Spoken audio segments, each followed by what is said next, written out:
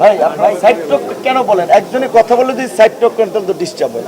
যে এইখানে আমাদের জাতীয় রাজনীতির একটা অবস্থান পরিচিতি, আমরাই যদি এলাকায় গিয়ে জিম্মি হয়ে পড়ি, আমাদেরকে উদ্ধারে যদি পুলিশ সেনাবাহিনী লাগে এবং রাতভর এই যুদ্ধ করে ভোর রাতে উদ্ধার করে, তাহলে নির্বাচনের পরিবেশ বা রাজনীতির মাঠের পরিবেশ কতটুকু আছে সেটি নিয়ে তো অবশ্যই আমাদের একটা প্রশ্ন থাকবে। কিন্তু নির্বাচন কখন হবে, ভোট কখন হবে, সেটা রাজনৈতিক ঐক্যমতের ভিত্তিতে সিদ্ধান্ত হবে। আমার দলে একটা পজিশন থাকতে পারে, কিন্তু সামগ্রিকভাবে সবাই ঐক্যমতে না পৌঁছালে তো আমি বললেই তো ইলেকশন হবে কিংবা হবে না এরকম সিদ্ধান্তে সরকার পৌঁছাতে পারবে না। আমরা বলবো সরকারকে এবং রাজনৈতিক দলগুলোকেও কার্যত, আমরা তো ঠিক ঢাকা শহর থাকার সুবাদে গ্রামে তো আমরা প্রত্যেক মাসে যাই না, গ্রামে গিয়ে যতটুকু মনে হয়েছে কিংবা অন্যান্য সহকর্মীদের মাধ্যমে এলাকার খোঁজখবর নিয়ে যতটুকু জানতে পেরেছি, রাজনৈতিক যে পেশি শক্তি এবং আধিপত্য বিস্তারের যে সংস্কৃতি,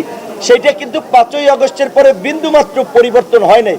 কাজে এরকম একটা সিস্টেম বলবৎ রেখে কেমনে আপনারা লেভেল প্লেইং ফিল্ড তৈরি করবেন আর নির্বাচনের মাঠে পরিবেশ তৈরি করবেন?